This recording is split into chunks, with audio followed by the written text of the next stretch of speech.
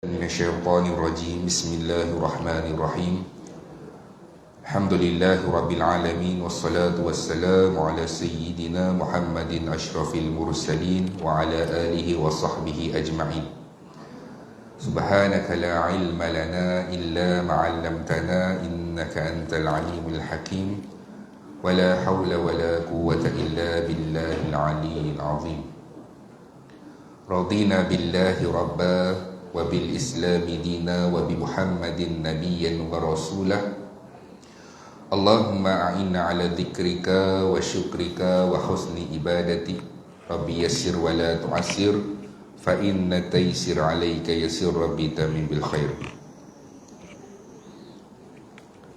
نويت اعتكافي هذا مسجد سنة لله تعالى الحمد لله syukur pada Allah Subhanahu wa taala. Selesai kita menunaikan solat subuh secara berjemaah dan kita masih lagi bersama dengan Rasulullah sallallahu alaihi wasallam melalui kitab yang diberi nama Ar-Rahiqul Makhtum karangan Syekh Safiur Rahman Al-Mubarakfuri, sebuah kitab yang menceritakan perjalanan hidup seorang makhluk yang paling disayangi oleh Allah Subhanahu wa taala, iaitu Muhammad sallallahu alaihi wasallam. Sirah Nabi ada 2 fasa, 53 tahun kehidupan Nabi di Mekah. Kemudian Rasulullah sallallahu alaihi wasallam berhijrah ke Madinah dan Nabi kekal di Madinah sehinggalah akhir hayat Nabi sallallahu alaihi wasallam selama 10 tahun. Jadi 53 campur 10, 63 tahun. Itulah umur Rasulullah sallallahu alaihi wasallam. Dan kita sudah berada pada fasa akhir kehidupan Rasulullah sallallahu alaihi wasallam di Mekah pada tahun ke-13, tahun ke-12 dan 13. Kemudian insya-Allah kita akan masuk fasa yang kedua, iaitu kehidupan Nabi di Madinah. Hari ini kita masuk pada bab yang seterusnya, iaitu perjanjian Aqabah. Dekat Mekah ada satu tempat namanya Aqabah. Kalau pergi umrah, travel akan bawa ke Aqabah, di mana di sinilah berlakunya satu perjanjian taat setia orang-orang Madinah dengan Rasulullah sallallahu alaihi wasallam. Kalau tuan-tuan ingat, sebelum ini kita dah lihat bagaimana Rasulullah sallallahu alaihi wasallam berdakwah. Mekah tak terima Nabi, Nabi keluar daripada Mekah cari tapak dakwah yang seterusnya. Nabi pergi ke mana? Nabi pergi ke Taif. Pergi ke Taif selama 10 hari. Selesai di Taif, 10 hari itu seorang pun tidak menerima perlawaan Rasulullah sallallahu alaihi wasallam untuk masuk Islam. Nabi balik, tuan-tuan, Nabi teruskan berdakwah. Kali ini Nabi target kepada orang-orang yang buat jemaah, orang-orang Arab yang datang tiap-tiap tahun ke Mekah untuk buat haji. Untuk buat haji, maka Rasulullah pergi kemah ke kemah. Kita dah lihat dah kisah tersebut dan beberapa nama perseorangan yang Rasulullah sallallahu alaihi wasallam Islamkan. Antaranya Tufail bin Amru Ad-Dawsi, Iyas, kita ada lagi nama Abu Dhar Al-Ghifari, nama-nama yang Rasulullah sallallahu alaihi wasallam Islamkan. Dan pada tahun haji tersebut Nabi pergi kemah ke kemah, dan Nabi pergi ke satu kemah yang mana kemah ini adalah daripada Yathrib. Nama sebelum Bani Dah lah, Yathrib. Nabi pergi ke kemah tersebut, ada 6 orang yang menerima pelawaan Rasulullah sallallahu alaihi wasallam untuk masuk Islam. Kita pun dah cerita bagaimana mereka ini mudah nak terima Islam. Tiap-tiap tahun Nabi pergi kemah ke kemah, semua tolak dakwah Rasulullah sallallahu alaihi wasallam, tapi kemah orang daripada Madinah ni mudah pula dia nak terima. Antara sebabnya kerana di Madinah ada orang-orang Yahudi. Orang-orang Yahudi di Madinah daripada zaman nenek moyang mereka beritahu bahawa sesungguhnya akan datang seorang Nabi di kalangan kami, dan Nabi itu akan bersama kami membunuh orang-orang Arab. Itu dakwaan orang-orang Yahudi yang berada di Madinah. Jadi bila orang-orang Madinah ni yang datang buat haji, dia tengok rupanya Rasul itu datangnya daripada bangsa Arab. Maka sebelum Yahudi ini beriman dengan Rasul ini, kitalah yang sepatutnya beriman dengan Rasul ini. Maknanya orang-orang Yathrib itu kata orang-orang Yahudi ini dakwaan mereka palsu belaka. Maka beriman. Dan pada tahun seterusnya, ini baru masuk perjanjian Aqabah, di mana pada musim haji tahun mereka ikut sekali rombongan haji, jumpa Nabi, bersalaman, berbai'ah bahawa sesungguhnya kami tidak membunuh, berzina, menzalimi dan berjanji untuk mempertahankan. Itu pernah jumpa Rasulullah sallallahu alaihi wasallam pada tahun ke-11. Tahun ke-11 ni apa dia? Tahun waktu Nabi pergi ke kemah Yathrib, yang tiba-tiba 6 orang masuk Islam tu. Tahun ke-11, tahun ke-12 mereka datang kali ini dengan jumlah yang banyak sedikit, 12 orang. Tapi dalam 12 orang itu, 6 orang di dalam itu adalah orang-orang yang dah pernah jumpa Rasulullah sallallahu alaihi wasallam. Yang baru datang adalah 7 orang, antaranya Muazzah Al-Haris, Zakwan bin Abdul Qais, Ubaidah bin Samit, Yazid bin Sa'labah, Abbas bin Ubadah, Abdul Haisam bin Tayhan, Uwain bin Sa'idah. 7 orang ni baru. 7 orang ni adalah orang yang baru untuk datang berhadapan dengan Rasulullah sallallahu alaihi wasallam, berbai'ah untuk taat setia kepada Nabi sallallahu alaihi wasallam.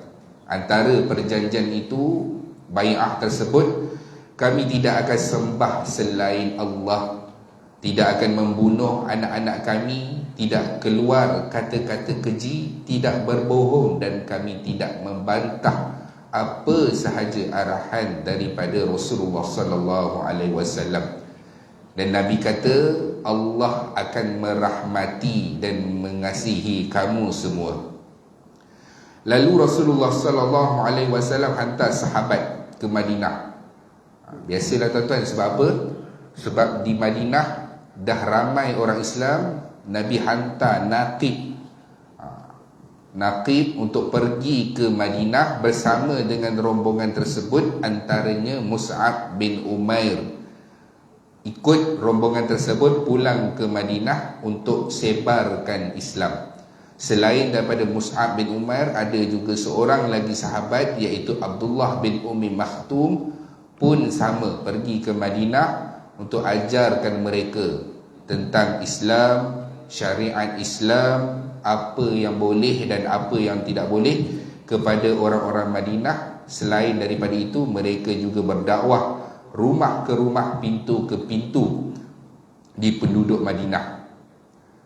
Antaranya tuan-tuan, bila Mus'ab bin Umair ini datang ke Madinah, yang melayan dia adalah As'ad bin Zurarah. Kita kata tour guide lah. Sebab apa? As'ad bin Zurarah ini dia orang Madinah. Dia tahulah jalan-jalan. Contohnya dekat Nilai ni nak pergi orang Kota Seri Emas, Mus'ab bin Umair, kau kena cakap macam ni, orang dia macam ni. Siapa yang penunjuk arah itu? As'ad bin Zurarah. Dia yang tunjukkan kepada Mus'ab bin Umair jalan-jalan di Madinah dan bagaimana nak berkomunikasi dengan orang-orang Madinah ini.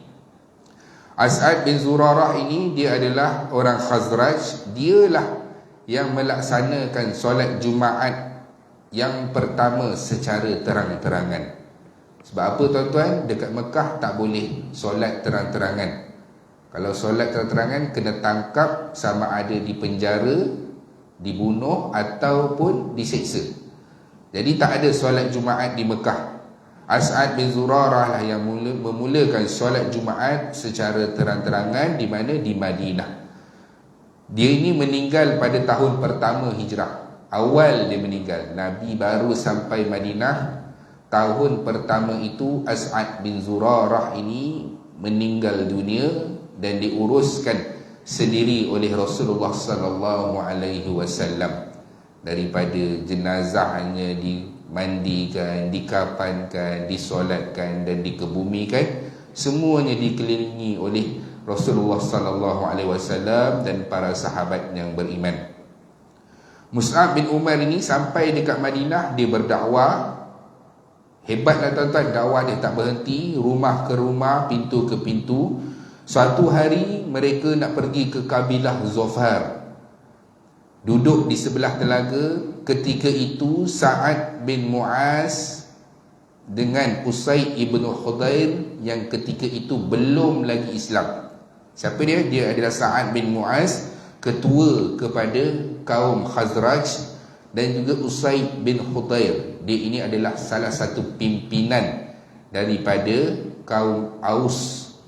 Waktu ini belum Islam lagi.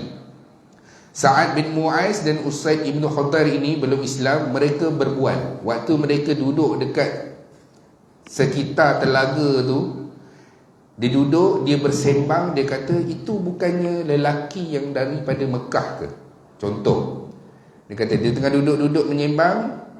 Sa'ad bin Mu'az dengan Usaid ibn Khudair, dia duduk, dia tengok, itu lelaki daripada Mekah yang sebarkan agama baru. Lalu pada ketika itulah Usaid ibn Khudair ini kata, aku nak pergi halang dia. Aku nak pergi halang dia. Dan pada ketika itulah Sa'ad bin Mu'az disebut, aku tak nak masuk campur. Sebab yang bersama dengan dia itu adalah sepupu aku, iaitu As'ad bin Zurarah. Macam dia nak sembang lah, nak pergi settle seorang-seorang. Aku tak nak pergi. Sebab apa?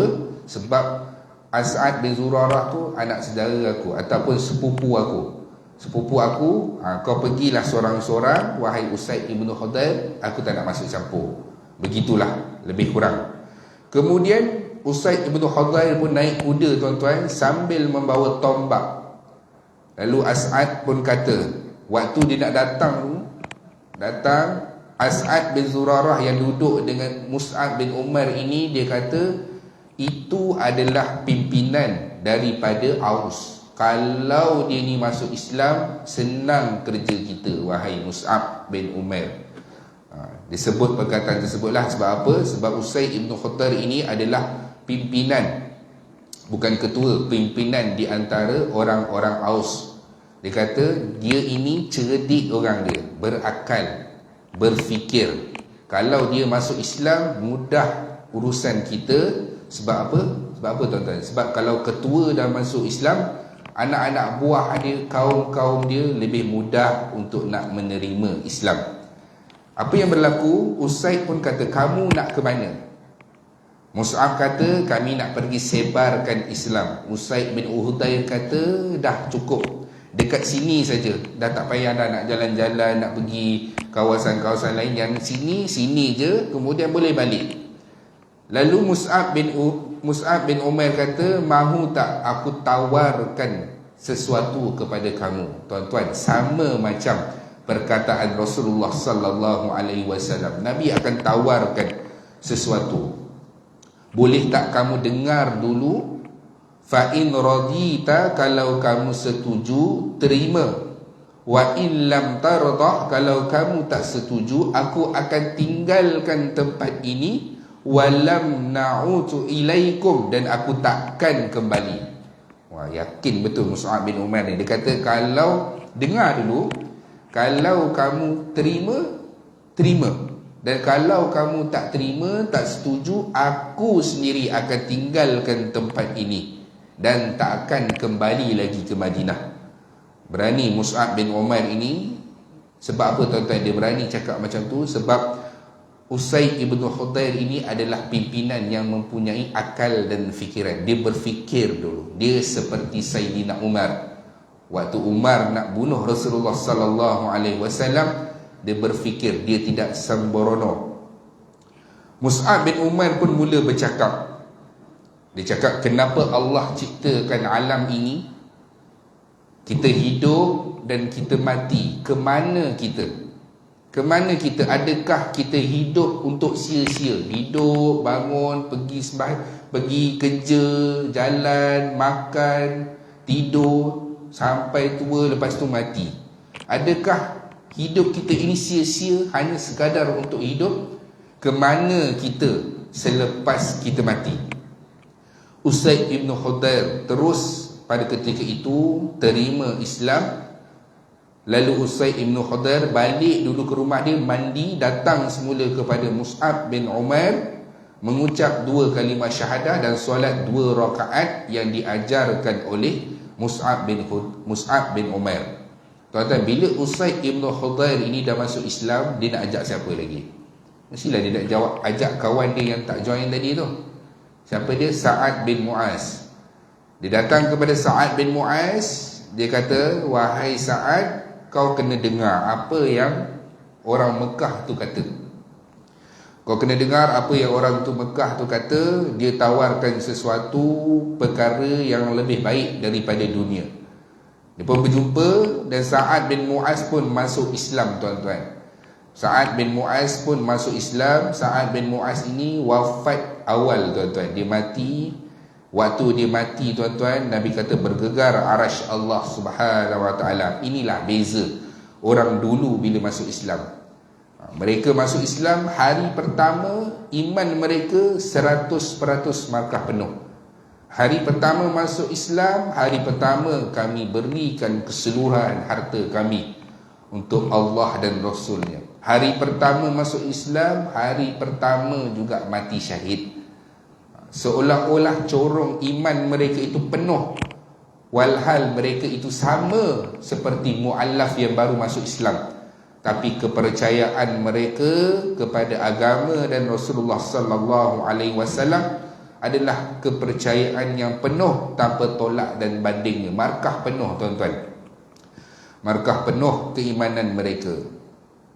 Beza dengan kita, tuan-tuan. Kita masuk Islam, bukan masuk Islam, memang Islam daripada lahir.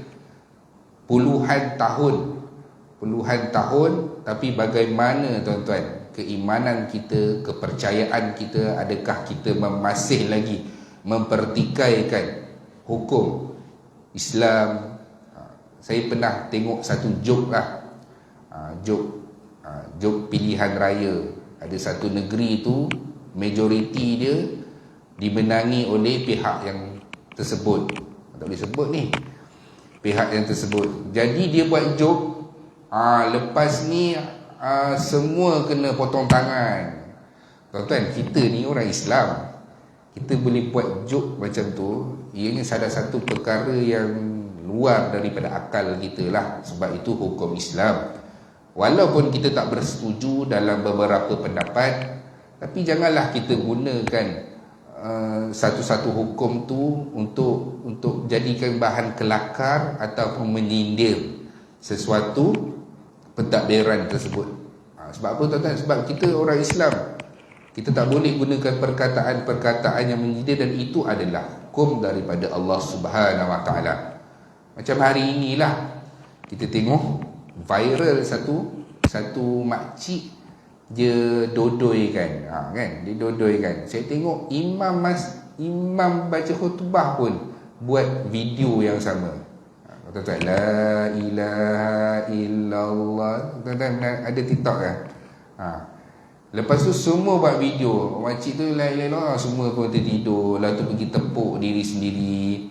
Tuan-tuan, itu adalah perkara yang dilarang untuk kita bermain-main, menjadikan bahan jenaka dalam agama ataupun syariat. La ilaha illallah kita jadikan bahan jenaka. Macam-macam lah mereka buat video. Imam tu sebelum nak naik mimbar, tiba-tiba dia pasang lagu tu, kemudian imam tu pula terlentuk pula dekat tepi tu. Tapi dia nak buat bahan sebagai bahan lawak lah, tuan-tuan. Tak boleh, tidak dibenarkan. mempermain-mainkan syariat, tuan-tuan. Kemudian bila Mus'ab bin Umar dah Islamkan Usaid ibn Hudayr dan Sa'ad bin Mu'az, apa yang berlaku? Mudah, ramai yang masuk Islam, tuan-tuan. Ramai yang masuk Islam. Selepas itu dakwah menjadi mudah. Tuan-tuan, senanglah. Sebab apa? Ketua dah masuk Islam. Jadi nak luluskan permit ceramah ke, nak buat perjumpaan ke, mudah. Sebab apa? Ketua dah masuk Islam. Buktinya, bila Nabi SAW sampai ke Madinah, tuan-tuan, nanti Nabi hijrah, Nabi pergi ke Madinah, ketika itu sudah pun 500 orang yang masuk Islam, tuan-tuan. Betapa gembiranya Rasulullah sallallahu alaihi wasallam. Mekah menolak dakwah Nabi. Taif menolak dakwah Nabi. Nabi tak pergi pun ke Madinah. Nabi hantar nakib sahaja, iaitu Mus'ab bin Umar. Bila Nabi datang, betapa gembiranya Rasulullah sallallahu alaihi wasallam. Madinah pada ketika itu sudah pun 500 orang yang masuk Islam, tuan-tuan. Majoriti pada ketika itu. Tahun ke-13 Nabi, tahun ke-13 kenabian, umur Rasulullah sudah pun 53 tahun. Ini dah nak dekat-dekat hijrah dah, tuan-tuan. Berlakunya perjanjian Aqabah yang kedua. Tadi kita tengok rombongan yang sebelum ini seramai 12 orang. Kali ini yang datang lebih ramai, 70 orang, tuan-tuan. 70 orang Islam yang datang daripada Madinah. Mereka ikut rombongan sama-sama, rombongan haji ke Mekah pada tahun yang seterusnya. Masa tu haji dilakukan dalam keadaan tidak betul lah, tuan-tuan. Tidak betul, tidak mengikut syariat yang benar. Mereka tawaf dalam keadaan telanjang.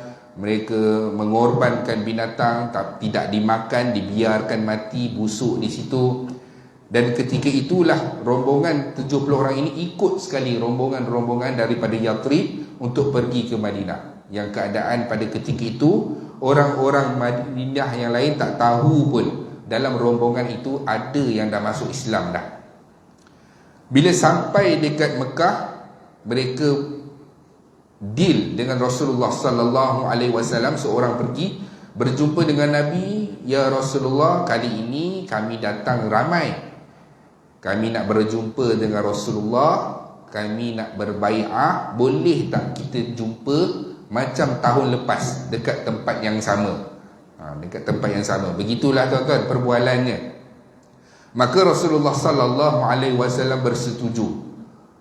Dalam keadaan sekira-kira 1/3 malam, kini dah tengah malam lah. Dah tengah malam, semua orang dah tidur dalam kemah masing-masing.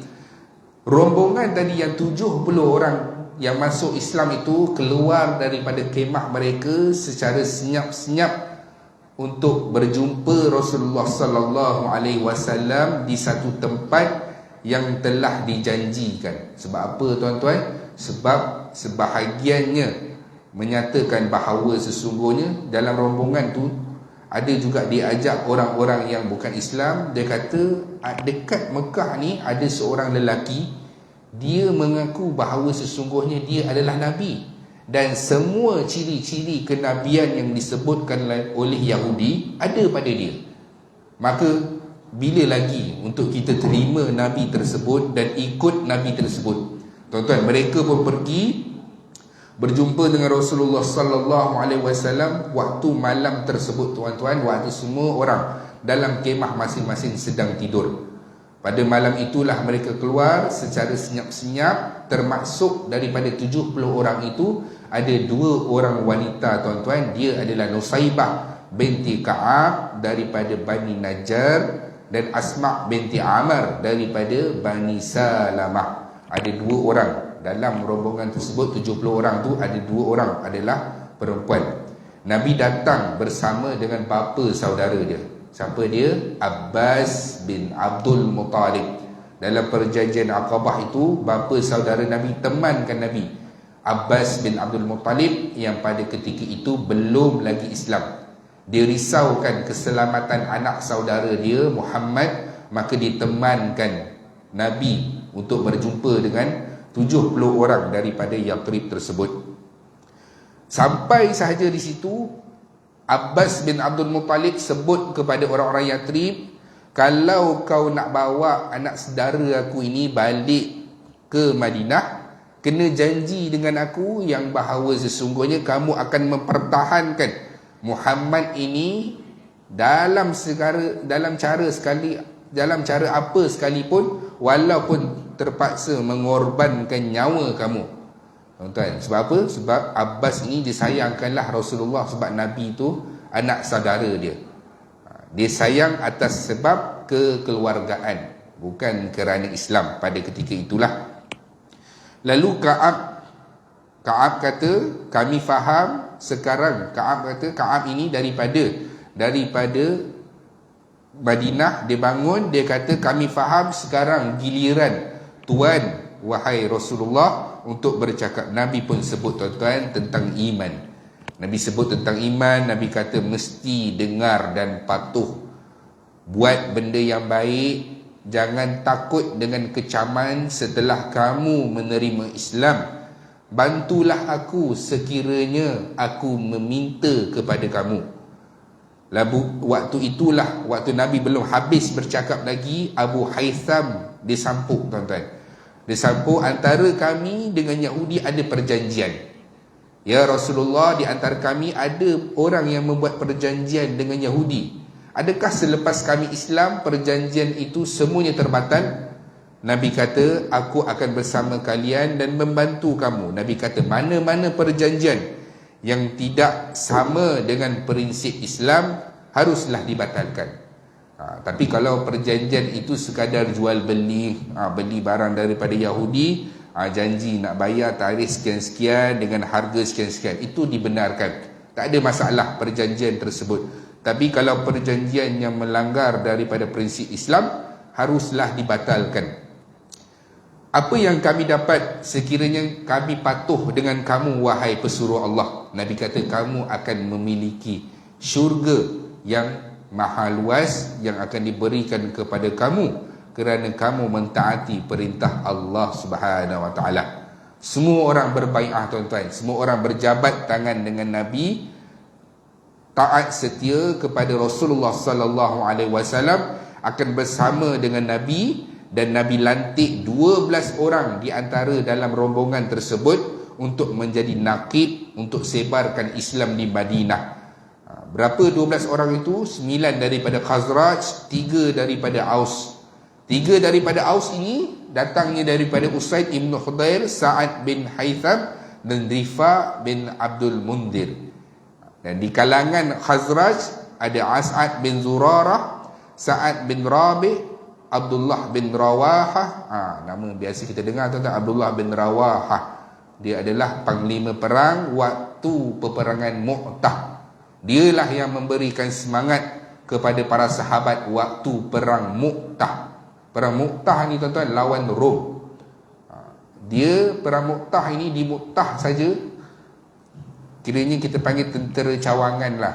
Tentera cawangan. Baru hantar pasukan regimen askar dekat Port Dickson, macam tu contoh. Yang itu saja sudah pun 500,000 tentera dia, tuan-tuan. Waktu datang ke Mu'tah itu, semua orang kata, ish, ramai sangat ni. Dia hantar utusan untuk balik ke Madinah, jumpa dengan Nabi, bincang. Kod-kod Nabi nak hantar tentera tambahan ke, ataupun Nabi suruh berundur ke.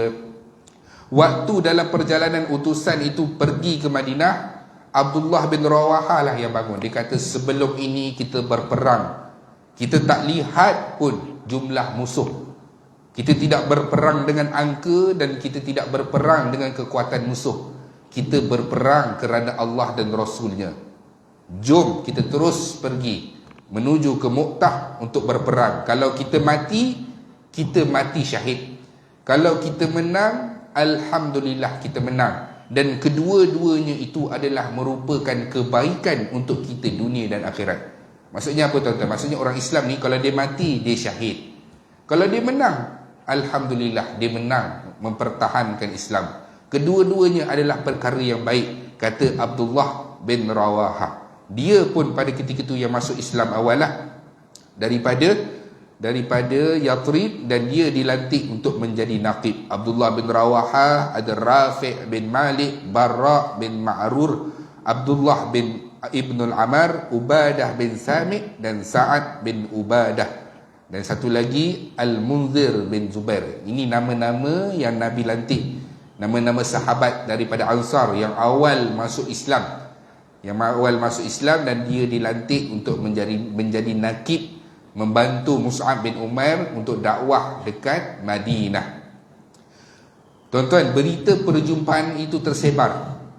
Biasalah, jumpa macam mana pun, rahsia macam mana pun, mesti akan tersebar. Maka orang-orang Mekah, pimpinan Mekah tahu bahawa sesungguhnya ada orang-orang daripada kemah, daripada Yathrib ini keluar berjumpa dengan Nabi, masuk Islam dan taat setia kepada Nabi. Waktu itu tuan-tuan, orang Ansar kata kepada Nabi, "Ya Rasulullah, kalau kamu nak kami berperang, boleh." Orang Arab tuan-tuan kerja nak berperang je. Kalau kamu nak berperang, boleh. Kita pun ada ramai ni. Esok kalau nak berperang pun boleh. Kata Rasulullah sallallahu alaihi wasallam, kita tidak pun dapat lagi perintah untuk berperang. Balik ke kemah masing-masing. Tuan-tuan, Nabi jawab simple je. Allah belum lagi arahkan untuk kita berperang. Berperang mempertahankan Islam dan agama ini. Belum lagi turun ayat untuk perintah bahawa sesungguhnya kita boleh memerangi kalau kita disakiti. Belum turun lagi ayat tersebut. Nanti Nabi dekat Madinah baru turun ayat tersebut. Nabi kata, balik kepada kemah kamu masing-masing. Tak apa, itu adalah urusan yang selepas ini. Tuan-tuan, pimpinan-pimpinan Mekah pergi ke kemah. Pergi ke kemah orang-orang Yathrib. Dia kata, kamu ni aku dah bagi dah peluang untuk kamu datang buat haji pada tahun ini. Kamu mengkhianati kami. Di antara kamu ada yang pergi jumpa Muhammad, masuk Islam dan berjanji taat setia. Ni apa benda ni? Contohlah tuan-tuan. Ketika itulah Abdullah bin Ubay bin Salul, nama ni dah naik lah. Abdullah bin Ubay bin Salul, dia kata, kami tak pergi ke mana-mana, kami tidur di dalam kemah kami. Maksudnya apa tuan-tuan? Yang 70 orang keluar tu secara sembunyi-sembunyi. Sebahagiannya masih lagi tidur di kemah. Yang tak ikut ini, mereka kata, tak, kami tak buat. Kami duduk dekat sini tidur, tuanlah yang datang menanyakan kepada kami. Tak ada siapa pun yang keluar. Tuan-tuan, Abdullah bin Ubay bin Salul lah yang menyelamatkan keadaan tersebut. Allah Subhanahu wa taala menggunakan pimpinan Abdullah bin Ubay bin Salul adalah salah satu pimpinan daripada Yathrib. Dialah yang sebut kepada pemimpin-pemimpin Mekah bahawa sesungguhnya tak ada pun yang di antara kami yang keluar berjumpa dengan Muhammad pada malam tersebut. Semuanya tidur di dalam kemah masing-masing, tuan-tuan. Begitulah Allah Subhanahu wa taala menyelamatkan agamanya. Kadang-kadang Allah menggunakan musuh itu sendiri. Contohlah, contoh. Hari ini orang kata sebenarnya boikot ini Facebook lah kita kena boikot. Sebab terus terang pemilik Facebook kata kami menyokong penuh usaha Israel. Kena block pula kan Facebook. Surah Al-Kawthar sebut. Tuan-tuan, itulah perkara yang pertama kita kena boikot. Ada orang kata, yang lain boleh boikot, tapi Facebook, media sosial tak sanggup nak boikot.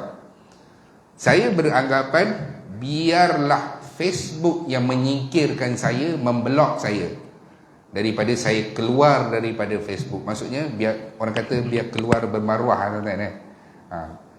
Daripada saya keluar, saya uninstall, kemudian saya senyap. Tak ada apa yang kita dapat sumbangkan. Jadi manfaatkan habis-habisan media sosial kita untuk sebarkan kenyataan dan isu-isu Palestin supaya ianya tidak menjadi hilang daripada kehidupan kita. Biarlah nak blog ke, nak apa ke, sampailah Facebook sendiri yang fed up dengan kita, yang singkirkan kita. Saya punya Facebook dah kena berapa kali amaran dah. Dia kata your content is very dangerous, macam-macam lah dia sebut. Tapi apalah sangat tuan-tuan, setakat kena ban dengan media sosial. Kita masih boleh makan, kita masih boleh tidur, kita masih boleh solat dalam keadaan aircon, boleh beribadah dalam keadaan selesa, walhal sahabat-sahabat seagama kita di sana dalam keadaan makan pun tak ada, minum pun ambil air yang kat tepi longkang, macam-macam lagi tuan-tuan penderitaan kita. Apalah sangat kalau setakat kena sekat dengan media sosial ni, tak apalah.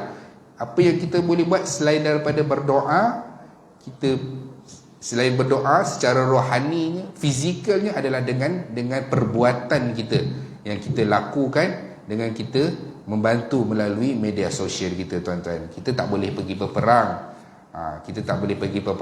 kita nak pergi ke sana pun tak boleh, bantuan nak datang pun tak boleh.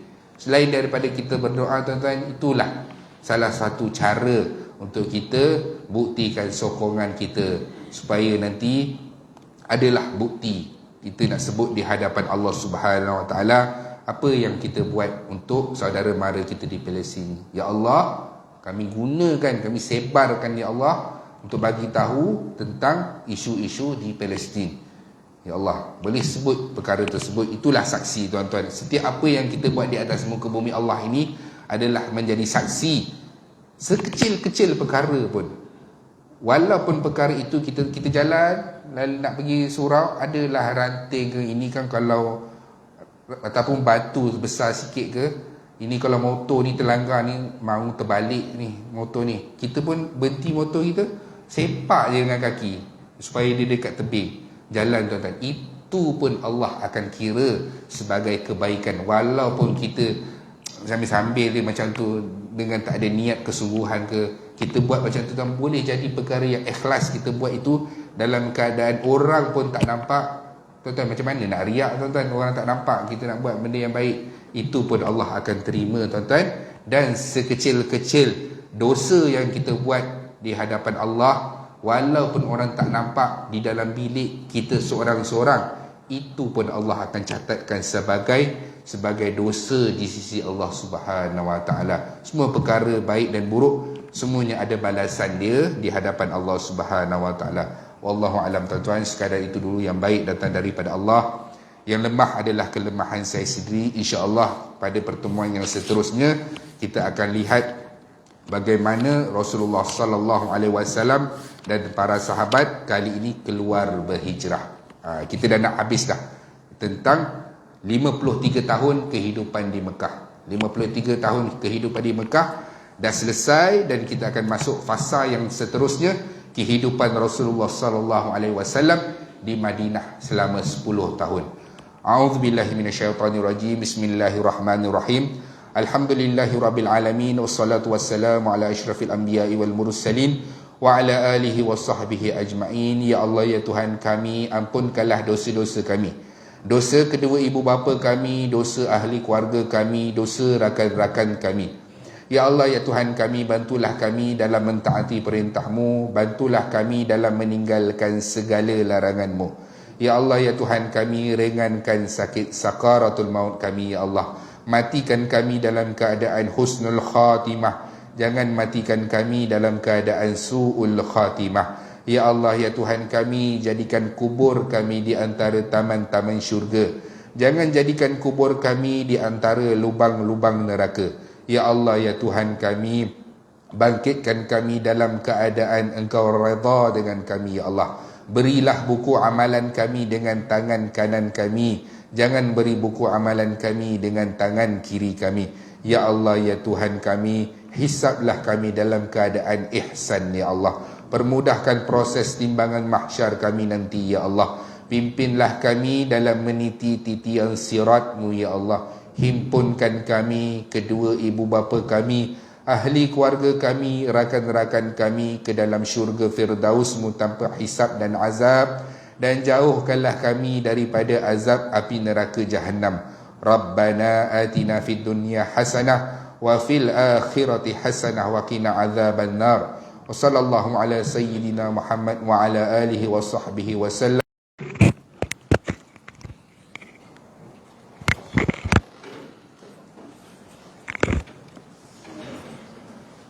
Masih